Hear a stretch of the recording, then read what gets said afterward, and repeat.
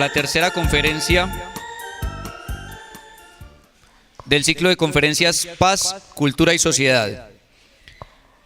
Para las personas que vienen por primera vez al ciclo de conferencias, quiero contarles que es una actividad organizada por el grupo de investigación La Divisa, compuesto por docentes y demás personas del municipio de Pensilvania interesadas en el tema de la investigación, y que a través de un proyecto de investigación llegado al municipio de la Universidad de Caldas y la Universidad Nacional de Colombia, sede Manizales, hemos tenido la oportunidad de traer a nuestro municipio personas que tienen un amplio bagaje y conocimiento sobre el tema de lo que nos compete a nosotros, que es la paz, la cultura y la sociedad.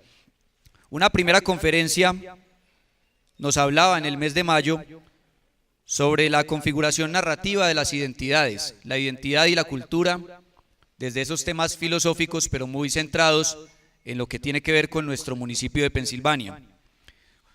Esta conferencia fue llevada a cabo por la doctora Marta Cecilia Betancourt.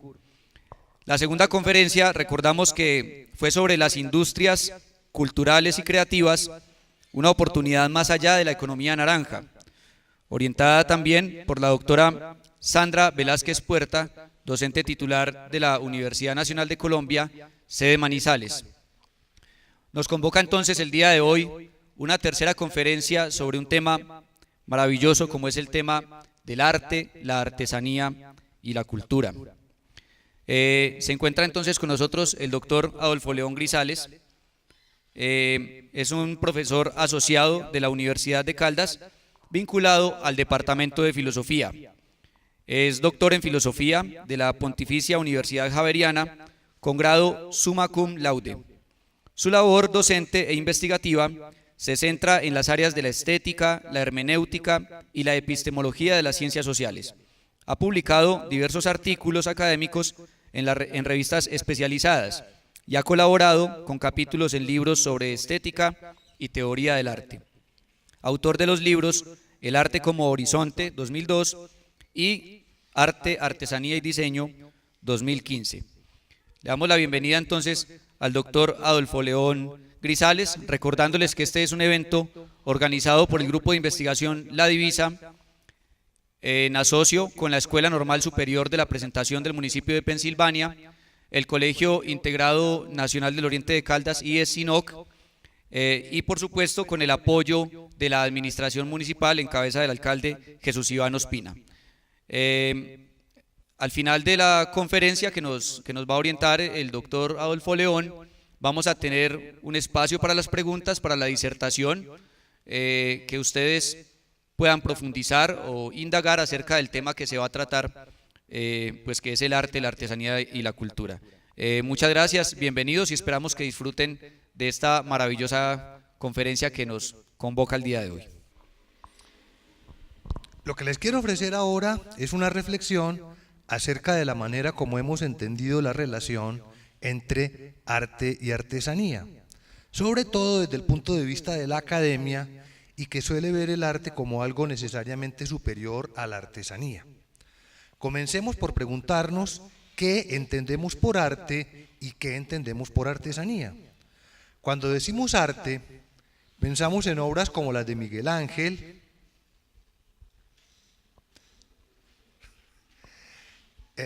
o en Leonardo da Vinci, o en Rembrandt, o en Picasso. Pensamos también en poetas como Hölderlin, o en León de Grave, y en músicos como Mozart o Bach, también en artistas más recientes como Duchamp. Pero hay otras creaciones que no gozan de la misma reputación intelectual, ni del mismo reconocimiento del arte, y tienen denominaciones peyorativas, tales como artes menores, arte popular, arte de masas, entretenimiento, kitsch. Pasemos las diapositivas. Parte de lo que yo quiero preguntarme es si este tipo de expresiones, incluyendo cosas como la carpintería, la peluquería, eventualmente pueden tener una valoración estética que no sea simplemente negativa en función del arte.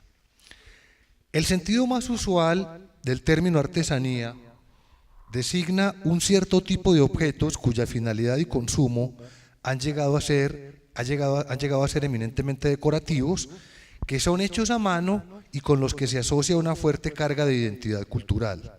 Pero tal vez lo más decisivo es que con frecuencia estos objetos se pueden confundir con obras de arte. Desde sus comienzos en la con obras de arte. Tanto así que una de las tareas que se han trazado, la estética y la filosofía del arte, desde sus comienzos en la modernidad, ha sido la de tratar de establecer criterios claros para su diferenciación. O sea, el punto es que algunos productos que tienen una cierta condición, un cierto valor estético o plástico, la academia a veces los desprecia o los considera inferiores por no considerarlos propiamente arte y los denomina de manera negativa o peyorativa artesanía. Por artesanía nos habremos de referir entonces a ese tipo de objetos decorativos que por lo general se comercian en ferias y en mercados populares, objetos que se compran pensando en la decoración de la casa o que los turistas adquieren como recuerdos de sus viajes. Chucherías, lo llama Gombrich, un historiador del arte. Pero también nos referimos a objetos y oficios más modestos o que por lo menos no tienen ese estatus lujoso que han venido a ganar hoy en día las artesanías, tales como las que hacen los campesinos para ayudarse en sus tareas cotidianas y para adornar sus casas, lo que peyorativamente algunos denominan arte popular, o simplemente el trabajo y los productos del zapatero, del carpintero, de la modista y del peluquero. Esto significa que hemos de referirnos a ese vasto territorio que ha sido marginado de la reflexión sobre el arte y que solo se ha hecho visible conceptualmente de un modo negativo en expresiones comparativas como bellas artes y artes mecánicas, artes mayores y artes menores, o artes decorativas, arte culto y arte popular, o arte a secas, arte primitivo, arte no occidental, que cada que se le pone un apellido termina siendo una manera como de rebajar el valor de ese tipo de producción artística. En general encontramos que a la manera como se ha inflado la valoración del arte le corresponde una devaluación de todo lo relativo a las prácticas estéticas de la vida cotidiana, a lo que no se suele considerar un tema digno de la filosofía, ya que al parecer no constituye un ámbito legítimo de realización de lo humano y se la suele ver como algo que debe ser redimido o rescatado por el arte, que carece además de creatividad, belleza o de alguna finalidad más alta que la de servir a los intereses y necesidades más primarios de la existencia humana. Así entonces, resulta que la pregunta por la relación entre arte y artesanía es a la vez la pregunta por dos modos de existir, uno de los cuales se considera inferior en tanto que se orienta en función de las situaciones prácticas y concretas de la vida y no en función de ideales que buscan trascender la frágil y limitada condición humana.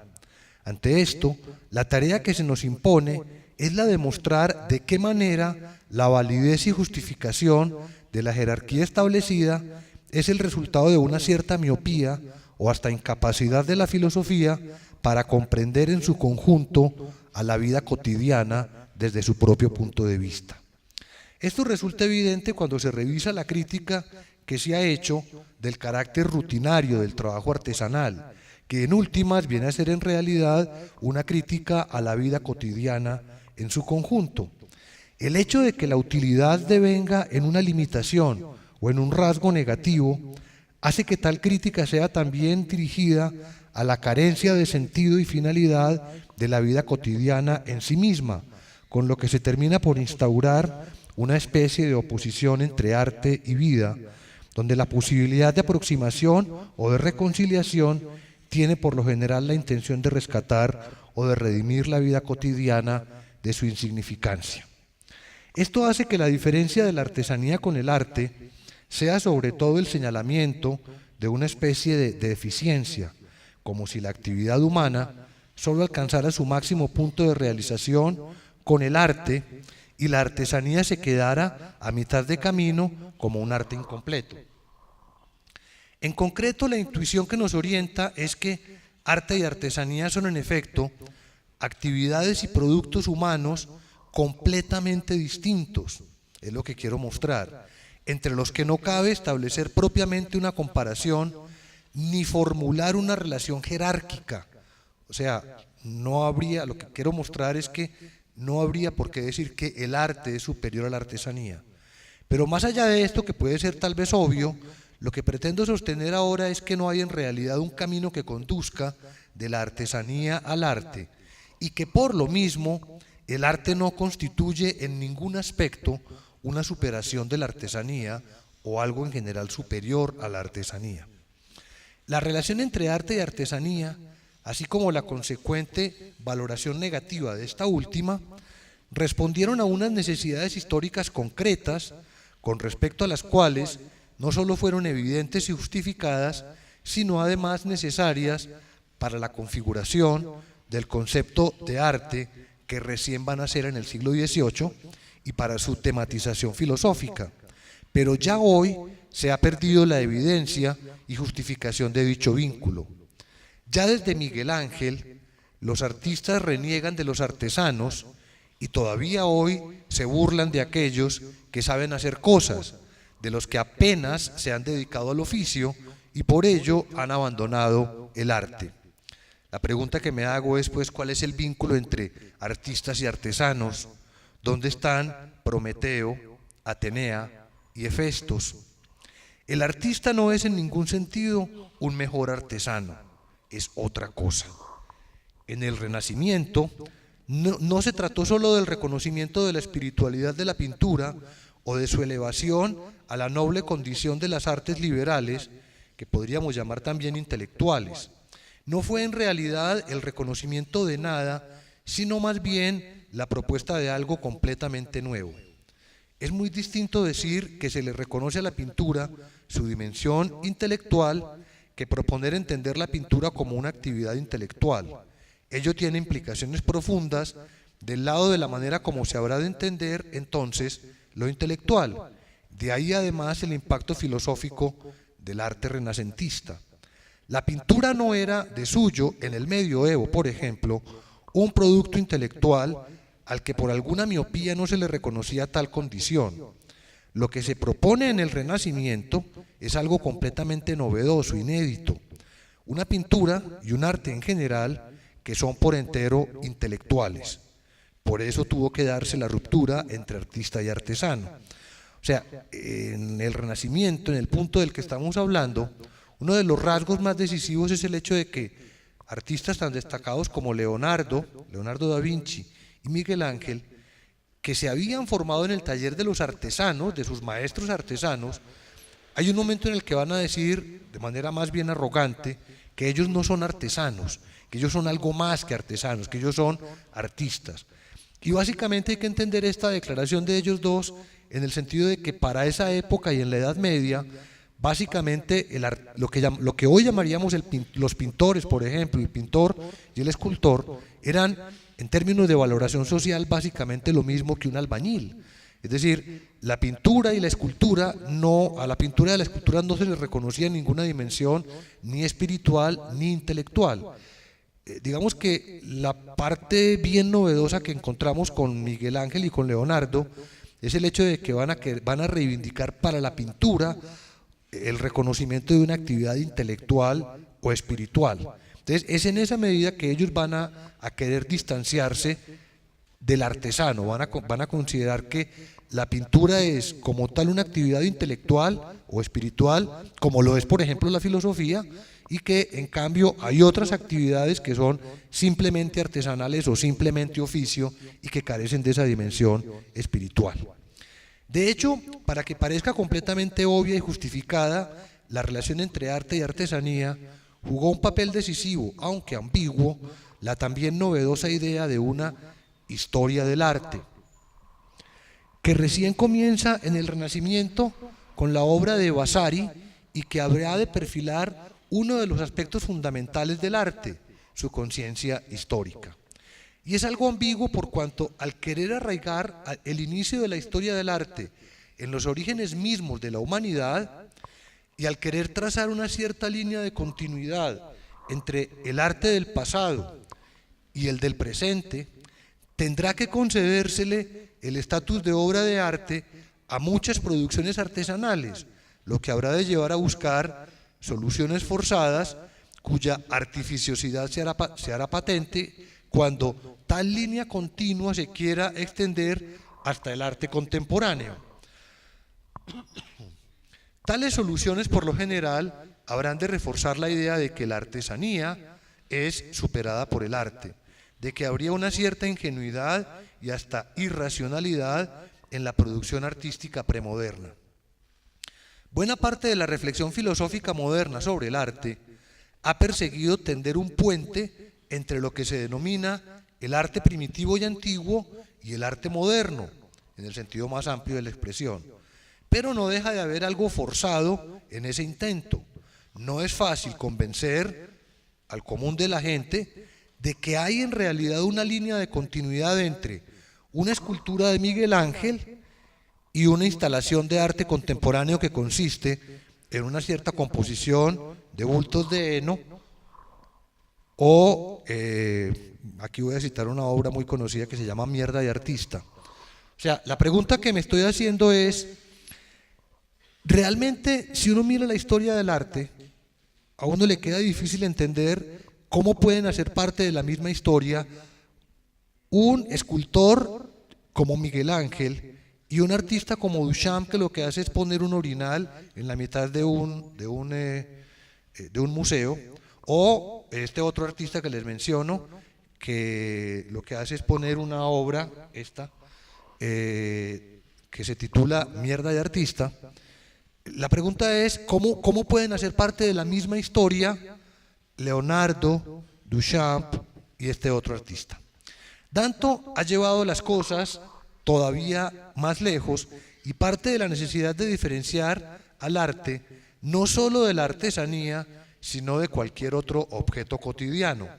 Pero su argumento sobre la indiscernibilidad perceptiva entre las obras de arte y las meras cosas debe tomarse con mucha cautela. O sea, lo que Danto está diciendo es, mire, en últimas no hay manera de saber de antemano por rasgos perceptivos si algo es una obra de arte. Es decir, un orinal puede ser una obra de arte. ¿De qué dependería? Depende de dónde esté, por ejemplo. Si el orinal está en el teatro, si está aquí, pues seguramente no es una obra de arte, pero si ese mismo orinal lo pongo en el centro del museo, entonces se convierte en una obra de arte. Entonces, la pregunta que se plantea Danto respecto del arte contemporáneo es, en esas condiciones, si no hay ningún rasgo perceptivo que me permita diferenciar entre una obra de arte y algo que no es una obra de arte, entonces, ¿cómo saber de qué se trata? La tesis de Danto es que cualquier objeto cotidiano puede ser una obra de arte. Y la pregunta filosófica es entonces, ¿de qué depende? Muy bien. No quiere decir que sea fácil confundir una mera cosa con una obra de arte, sino que una obra de arte puede tener la misma apariencia de una mera cosa. Digámoslo así. Son los filósofos y los críticos de arte los que tienen problemas para diferenciar entre un orinal y una obra de arte. Para los albañiles y la gente del común, la diferencia es clara. Más aún, podemos asumir que tal diferencia era clara para el mismo Duchamp. Como lo confesó mucho después, él fue el primer sorprendido, dejémoslo ahí, en que se pudieran tomar en serio su obra. Esta obra de Duchamp se expone por primera vez hacia 1914, constituye toda una ruptura. Algunos consideran que es la obra más importante del siglo XX, el orinal, la fuente de Duchamp. Pero el propio Duchamp hacia los años 60 se reía bastante de que su obra, la fuente, fuera considerada la más importante del arte del siglo XX, porque realmente lo que él estaba era, digámoslo así, mamando gallo, y se lo tomaron en serio. El propio Duchamp lo confesó esto mucho después. Él fue el primer sorprendido en que se pudieran tomar en serio su obra, en que su gesto contra el mundo del arte terminara domesticado y convertido él mismo en una obra de arte. De hecho, el impacto que podía tener su propuesta dependía de que se tratara efectiva y directamente de un orinal, y no de algo frente a lo que cupiera preguntarse previamente si sería un orinal o una obra de arte. Duchamp se valió de este artefacto porque era de suyo y sin lugar a dudas un orinal, y no algo que perceptivamente fuera indiscernible de las obras de arte, que es como los filósofos más enredados vamos a poner el asunto después. Pero imaginemos que el celador del museo, aunque un poco sorprendido por la ubicación tan inadecuada, decide utilizar el orinal como tal. Entonces, horrorizado, vendrá el curador del museo a tratar de explicarle pacientemente que, si bien eso parece un orinal, en realidad es una obra de arte. Al final, el curador se irá pensando que ese tipo tiene que ser muy ignorante para no darse cuenta que se trata de una obra de arte. Y el celador, por su parte, se irá pensando que toda la gente del mundo del arte está rematadamente loca. Ahora bien, ¿tiene sentido esa ruptura definitiva entre ser y parecer?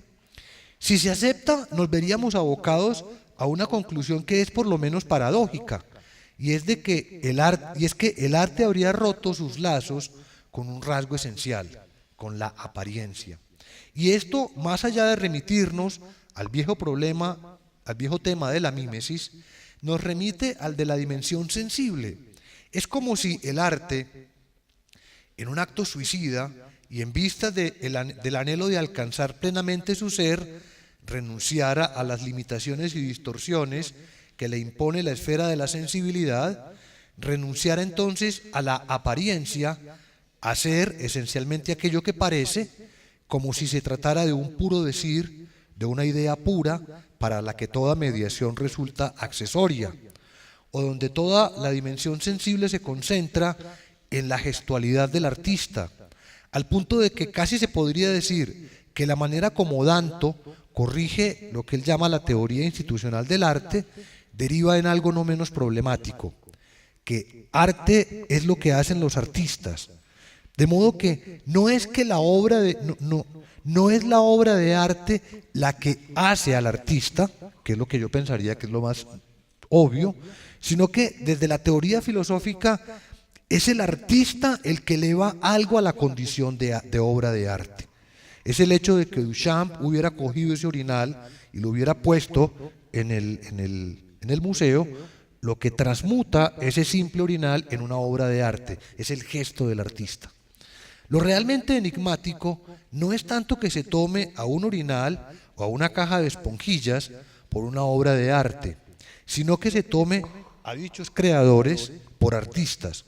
Hasta cierto punto, Danto yerra en su pregunta, me parece a mí. La cuestión no es qué tuvo que pasar para que se admitieran como obras de arte un orinal y una caja de esponjillas, sino qué tuvo que pasar para que se admitieran a quienes hicieron esto como artistas. En tal sentido, cabría hacer una sutil rectificación de su planteamiento, del de Danto, que al final no afecta su tesis de fondo, sino que más bien, me parece a mí, la precisa. La pregunta no es tanto por cuáles son las condiciones históricas y sociales que hacen posible en un determinado momento que tal o cual cosa sea admitida como obra de arte, sino cuáles son las condiciones históricas y sociales que hacen posible en un determinado momento que alguien sea admitido como artista. Puesto de manera muy esquemática y directa, hemos pasado entre el Renacimiento y hoy de un artista al que todavía se le podía reconocer como tal en función de sus obras, de producciones muy concretas en escultura o en pintura, por ejemplo, a uno que solo se lo puede reconocer en virtud de su biografía. Todavía en el Renacimiento era posible que alguien se parara al frente de una obra magníficamente realizada, una escultura, piensen en la Pietà de Miguel Ángel, y dijera algo así como: esto es una obra de arte. Hoy es necesario consultar primero la hoja de vida del artista para saber si es alguien que ha dedicado su vida al arte y en consecuencia para saber si efectivamente es un artista y si sus obras entonces no pueden ser sino obras de arte, ya sean bien o mal logradas. O si en cambio es otra posibilidad, si se trata de un policía o de un vendedor que se dedica a pintar los fines de semana, en cuyo caso entonces ya se trataría de un artesano y sus producciones nunca podrían ser otra cosa que artesanías o arte popular. Esto es algo bien interesante. En el Salón Nacional de Arte Popular, una de las condiciones que hay para que la gente pueda participar en el Salón Nacional de Arte Popular es que no haya estudiado arte en una universidad ni que se dedique profesionalmente al arte, sino que cuenta como artista popular únicamente aquel que, siendo policía, vendedor, tendero, cualquier cosa, se dedica al arte los fines de semana. Más o menos esa es como la definición que tiene esta institución. Cuando el artesano trabaja, en principio, no reconoce como repetidos los movimientos que ejecuta. Y esto también quiere decir que todavía no es capaz de lograr que los movimientos sean repetidos. Maestro es precisamente aquel que es capaz de dominar la ejecución de los movimientos de sus manos y poner toda su mirada directamente en el producto. Pero esto no quiere decir hacer mecánicos sus movimientos. Ese ha sido el gran equívoco, aunque también hay que admitirlo, fue lo que hizo posible la aparición de las máquinas. No quiere decir, por ejemplo, hacerlos de manera inconsciente, antes bien, se podría interpretar como una forma elevadísima de la conciencia, donde ésta consigue vencer la inercia autónoma del movimiento. El movimiento por sí solo no puede producir una ruana. La máquina de tejer, dejada a su inercia, puede producir tal vez metros y metros de tela, pero no puede hacer ni ruanas ni hamacas. Y aún en el caso extremo de una fábrica completamente robotizada, a la que por una punta se le mete la materia prima y por la otra sale un carro, lo que tenemos es un movimiento mecánico que no produce propiamente nada, por lo menos en el sentido de que no produce nada cualitativamente diferenciado. En cierto modo, los suyos se parecen a los productos naturales. Así como no se le pueden pedir peras al olmo, tampoco se le puede pedir a esa fábrica robotizada otra cosa que no sean carros. Es cierto que también el maestro artesano se especializa y entonces no se puede esperar que de sus manos salgan sombreros cuando lo que sabe hacer son ruanas. Pero cada una de las ruanas que hace es un logro único. Es el testimonio y el resultado del dominio ganado sobre sí mismo. Él siempre espera que la siguiente ruana le salga mejor que la anterior y siempre amenaza el riesgo de que le salga peor. Por eso cada ruana es distinta, aunque parezca que no ha hecho otra cosa que repetir la misma ruana miles de veces. En la fábrica robotizada, en cambio, si todo funciona bien, no puede salir nunca nada, ni mejor ni peor. Solo sale lo que tiene que salir. En esta relación entre el producto industrial y la pieza artesanal, nos encontramos además con otro de los rasgos decisivos con los que se suele caracterizar la artesanía, y es la supuesta imperfección de sus obras. Pero, ¿qué quiere decir realmente esto? La imperfección no puede referirse a un cierto ideal abstracto, es decir, imperfectas con relación a qué. En tal caso ello podría ser simplemente, la imperfección podría ser simplemente producida de modo deliberado, como de hecho ocurre hoy con algunas artesanías hechas en China y con programas de computador capaces de hacer imágenes imperfectas. No es solo que la máquina pueda hacer objetos más perfectos, es que puede hacer objetos sin tiempo y sin historia, suprime la contingencia. El mismo objeto se puede repetir infinidad de veces y siempre será el mismo. En eso reside la perfección del objeto industrial. Del lado de la percepción, la perfección de los objetos industriales es un juicio sobre las condiciones homogéneas y atemporales de su percepción, como si se tratara de un objeto completamente desinfectado, aséptico. Lo que llamamos imperfección del objeto artesanal, visto desde la percepción, quiere decir que se trata de objetos que tienen historia, que siempre se pueden ver de otra manera. El objeto industrial se ve de una sola vez, el objeto artesanal hay que volverlo a ver, requiere tiempo. De otro lado, nos hemos ocupado mucho del arte que entra a los museos, o del que se exhibe en las bienales, pero muy poco se ha dicho sobre el arte que entra a las casas. Un orinal entra al Museo de Nueva York y se transfigura en una obra de arte. Pero, ¿qué ocurre con un cuadro de Picasso que se cuelga en la sala de una casa? ¿Qué ocurriría si alguien decidiera comprar un cuadro de Picasso simplemente contando o preguntándose si le hace juego con los muebles de la sala o con las cortinas? Vamos ya cerrando esta reflexión. Lo que he querido mostrar en esta comparación entre arte y artesanía es que la artesanía o el arte popular deben ser comprendidos desde otras categorías diferentes a las del arte. Por ejemplo, hablar de la artesanía desde la perspectiva del cuidado, por ejemplo, o desde la perspectiva del hogar, de la cotidianidad. Para el sociólogo francés Pierre Bourdieu, no se trata como podría para el sociólogo francés Pierre Bourdieu, no se trata como podría pensarse, equivocadamente según él, de que arte popular y arte se refiera a dos estéticas o a dos tipos de arte distintos, lo que da lugar a la diferenciación jerárquica y en el mismo sentido los constituye como dos modalidades de arte aparentemente autónomas.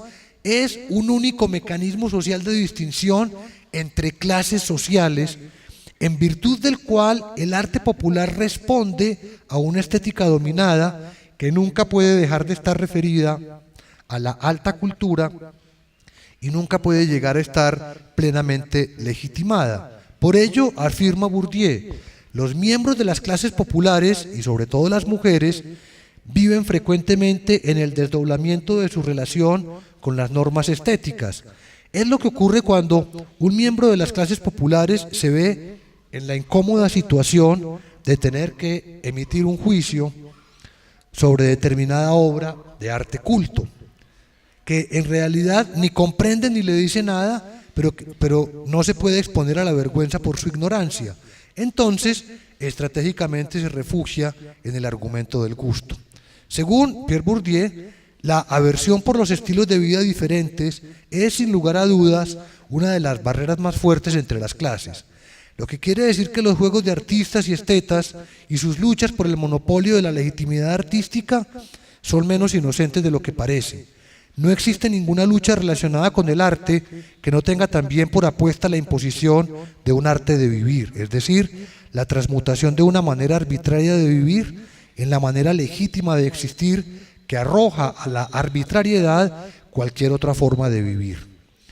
Lo que habría de fondo entonces es la confrontación entre lo que habría de fondo entonces en la confrontación entre arte culto y arte popular sería sobre todo un enfrentamiento entre distintas concepciones acerca de lo que significa la verdadera vida humana. Lo que se enfrenta son dos estilos de vida distintos, uno de los cuales, por su posición dominante, le niega al otro toda legitimidad. Algo así como que todo lo del pobre es robado.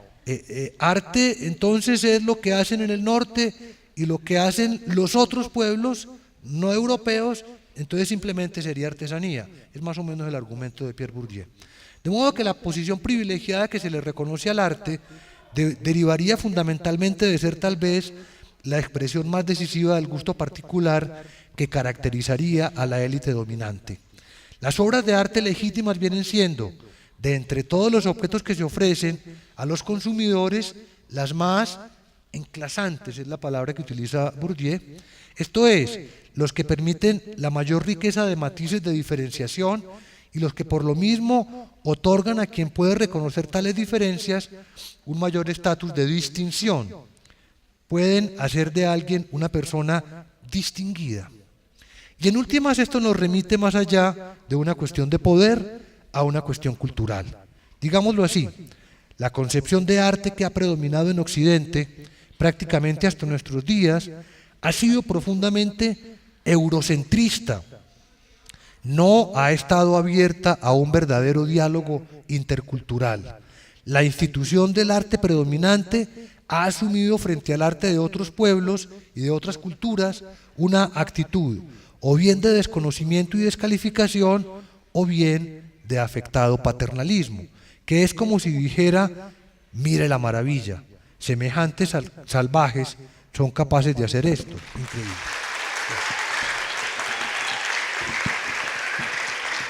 A ustedes muchas gracias. Quiero en este momento agradecer a los estudiantes de la Escuela Normal Superior de la presentación por su asistencia, por su comportamiento, por estar acompañándonos esta noche. Vemos estudiantes de grado 10º, de grado 11 y del ciclo complementario de la normal. Agradecemos pues su asistencia. Vemos entonces, acabamos de tener una perspectiva muy amplia desde muchas corrientes filosóficas acerca de tres temas fundamentales como fueron el arte, la artesanía y la cultura. Abrimos entonces en este momento un espacio de conversatorio, de preguntas, de intervenciones, de aportes, que de pronto con base en lo que acabamos de estudiar. Profe, en concreto la artesanía es algo muy cercano para nosotros. Todos hemos disfrutado de la artesanía y obviamente hay ciertos elementos algo distantes incluso para nosotros como la obra de arte. Hay que, como usted en una parte lo sugirió o en algún momento se concibió, para usted conocer una obra de arte tiene que ir al museo. La pregunta es de pronto cuando usted comenzaba a proponer nuevas formas de analizar la artesanía, cuando usted comenzaba, el profesor en alguna parte él estaba tratando de pronto de analizar qué es eso, la obra de arte que es tan lejana, que solo está en un museo, y eso que nosotros tenemos en nuestra casa, que alguien nos lo regaló, y que tienen, que algunos filósofos trataban de encontrar cosas en común. La propuesta del profesor era de cierta manera que hay que analizarlos desde otras perspectivas. Pero entonces yo me pregunto, yo no sé si de pronto me perdí en una parte de la conferencia, pero ¿qué pasa con esa parte única de la obra de arte que hace que la obra de arte, esa manera de analizar, por ejemplo, la artesanía? Tiene que haber alguien que originó por primera vez esa idea de construir o de decorar algo de cierta manera, y cómo si no parte y no tiene en común con la obra de arte ese elemento, y cuando se reproduce no se va alejando de cierta manera y pierde como cierto nivel de categoría. Cuando ese primer artesano hace su primera obra, para mí en cierta manera podría llevar a tener las mismas características y la misma manera de análisis de un artista. Pero cuando esa obra comienza a reproducirse, y aunque usted de pronto ahorita argumentaba de que esa constante reproducción no es mecánica, pero en cierta manera pierde esa característica que tiene la obra de arte, que es única y que no va a ser reproducida. Hay un librito que se publica por allá en los años 30, 40, que se llama El arte en la época de su reproductibilidad técnica, de Walter Benjamin. Y justamente la pregunta que él se está planteando es esa: ¿qué pasa con el arte en el momento en el que es posible la reproducción técnica? Es decir, el arte pierde como esa condición, él lo llama aurática, única, lo que lo hace absolutamente único. Si uno piensa, por ejemplo, en la fotografía, cuando estamos hablando de la fotografía estamos hablando de un arte que es reproducible. Si estamos hablando, por ejemplo, del cine o de las artes electrónicas, estamos hablando de obras que ya no se pueden caracterizar con base en esa condición aurática o en esa condición casi de objeto sagrado. O sea, la obra de arte desde los tiempos más remotos hasta nosotros, hasta digamos entrado el siglo XX, efectivamente se podía caracterizar por esa condición de absoluta singularidad. Era un objeto absolutamente único, un objeto, hay otro autor que lo va a poner así, un objeto que tiene un altísimo valor de uso y ningún valor de cambio, es decir, un objeto sagrado. Cuando ya llegamos al arte del siglo XX, empezamos a encontrar que lo que caracteriza las obras de arte ya no es el hecho de que tengan, de que sean objetos sagrados. Si uno mira no sé, cualquier cantidad por ejemplo, las obras de Andy Warhol eran obras que de hecho eran reproducibles. Entonces, digamos, ese carácter de unicidad, ese carácter único, no es lo que va a caracterizar, o desde ahí no se puede ya definir lo que sea una obra de arte. Es lo primero que digo. Lo otro es, precisamente lo que, digamos, en la manera como lo planteas, vuelves otra vez a la comparación, vuelves otra vez a afirmar que de alguna manera el arte tiene una condición superior a la de la artesanía. Lo que yo quiero decir es que pensémoslos como separados. Es decir, lo que ha pasado en esta historia es que, mire, si uno mira antes del Renacimiento, tanto en las culturas precolombinas como en la Europa medieval y antigua, no existía nada parecido al concepto nuestro de arte. De hecho, la palabra que utilizaban los griegos de la época clásica, de la época de Aristóteles y de Platón, la palabra que utilizaban para referirse a lo que hoy llamamos arte era la palabra tecné.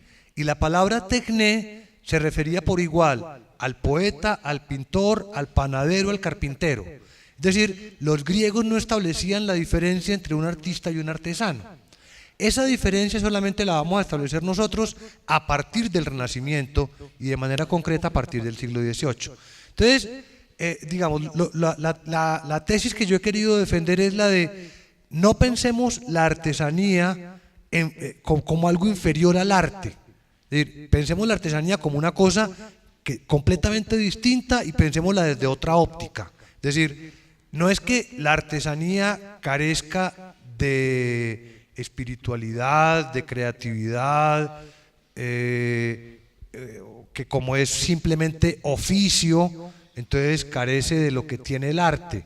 Algo así como que el artesano cuando sea grande quiere ser artista, o que el artista, digamos, se tendrá que sentir muy mal si termina trabajando en una marquetería, porque estaría degradándose, pasó de artista a artesano.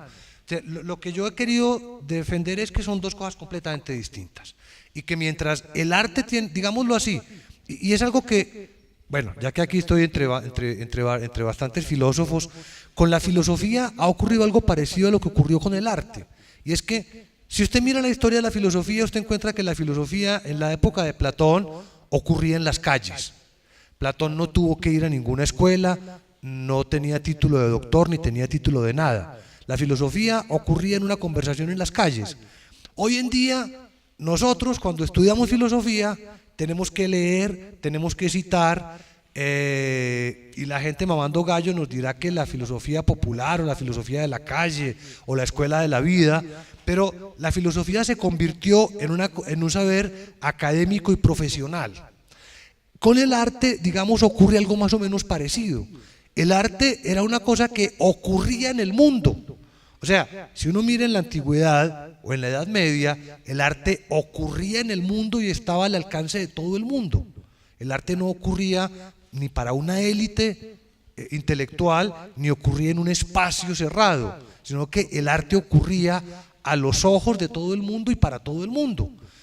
¿Quiénes asistían, por ejemplo, a ver la presentación de una tragedia de Esquilo en el teatro griego? Asistían desde los artesanos más humildes hasta Platón y Aristóteles, estaban sentados en el mismo teatro. Entonces, el arte, lo que llamaríamos arte, ocurría en el mundo. A partir del siglo XVIII, el arte, lo mismo que la filosofía, se vuelve una cosa especializada, académica y de artistas. Entonces, digamos, lo que yo no estoy en contra del arte, sino que lo que estoy diciendo es que son dos cosas distintas, ¿cierto? Entonces, por ejemplo, entre las diapositivas que puse, a mí me gusta mucho Los Simpson. Entonces, puede sonar extraño que ustedes se imaginan, no, es que es filósofo y lo suyo es la estética. Ustedes pensarán que yo no hago sino ver películas de cine inteligente, que me parecen detestables, no sé, Los Simpson, o me encantan, por ejemplo, ¿sabe cuál? Mi villano favorito, excelente. O sea, el asunto es, uno no tiene, o sea, La artesanía tiene que ver con la vida, tiene que ver con el cuidado, tiene que ver con el hogar, tiene que ver con la belleza. El arte no, el arte es otra cosa, ¿cierto? Entonces, lo que yo digamos que la tesis mía tiene que ver con, tengamos las dos esferas separadas. A mí siempre me llamó la atención porque mientras en las novelas de Dostoyevsky aparecen los mujiks, que son campesinos, montañeros, ¿cierto? Y las obras de Dostoyevsky cuentan como literatura universal y las vimos en el colegio en literatura universal. Pero cuando leemos las obras de Carrasquilla, que también hablan de montañeros, entonces nos hablan de que esa es literatura costumbrista. O sea, esa no cuenta como literatura universal. Entonces, el asunto es, digamos, lo que yo estoy planteando es que adicional, en ese juego entre arte y artesanía hay también un juego de poder. No queda de pronto un punto que es la parte del juicio estético. Las dos, aunque sean muy distintas, tienen como punto de partida la capacidad del juicio estético. ¿Cuál es el problema con qué es lo que ha pasado con el arte? Que digamos es el punto que a mí me da vueltas desde hace mucho rato. Es que el arte pareciera haberse aburrido de la esfera de lo sensible y pareciera que los artistas quieren más bien volverse filósofos, quieren más bien filosofar y dejar de ser artistas. ¿Por qué lo digo? En el sentido de que cuando estamos hablando de arte estamos hablando de la dimensión sensible. De hecho, mire, en el siglo XVIII los filósofos románticos decían lo siguiente sobre esta comparación entre arte y filosofía. Decían, mire, filósofos y artistas trabajan con lo mismo, con ideas. ¿Cuál es la única diferencia entre el filósofo y el artista? Que el artista trabaja con ideas que se pueden ver y tocar. El filósofo trabaja con ideas que son enteramente abstractas. Entonces, lo que ha venido ocurriendo desde el romanticismo, desde el siglo XVIII hasta hoy, es que de alguna manera el artista como que se hubiera ido aburriendo de trabajar con la dimensión sensible y se dedicó a trabajar únicamente con ideas. Cuando uno piensa, por ejemplo, en que uno de los movimientos más fuertes del arte del siglo XX fue el llamado arte conceptual, estamos hablando de un artista que lo que produce son conceptos, ideas y ya no obras, no produce obras. Entonces, sí, el arte siempre ha tenido que ver con la sensibilidad, la artesanía también. El punto es que mientras el arte termina cazando pelea con la belleza, la artesanía no. Pero en últimas, y aún para el más encopetado filósofo del arte, sigue teniendo que ver, sigue, digamos, estando referido al gusto. Es decir, por ejemplo, hay cierto tipo de arte que a mí no me gusta. Y entonces, o sea, no todo arte tendría, o sea, el arte necesariamente está vinculado al gusto también. O sea, lo que señalas es cierto. Arte de artesanía, o sea, el punto de cruce de los dos es la dimensión estética, es la dimensión referida al gusto. Eso es cierto. Quisiera preguntarle, pero antes de hacer una anécdota para todos nosotros. En Pensilvania hemos creado este año una corporación de artesanos con discapacidad. Entonces, la idea es concientizar a todas las personas de Pensilvania que tengan alguna dificultad, alguna discapacidad, para que se integren a esta corporación de artesanos. Yo he preguntado si el artesano y el que tiene un oficio o un arte son como iguales, son como muy paralelos. Y si la artesanía, que es un arte popular, tiene también una relación con el arte y oficio, o tiene alguna diferencia.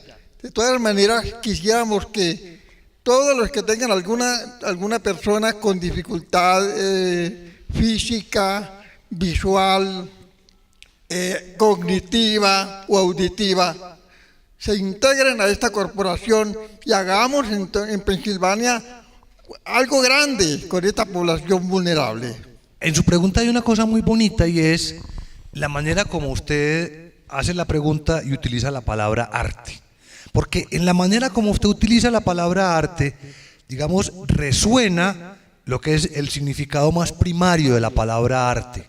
Como ya lo decía, y lo decía desde la charla, el significado más primario de la palabra arte es justamente el saber hacer.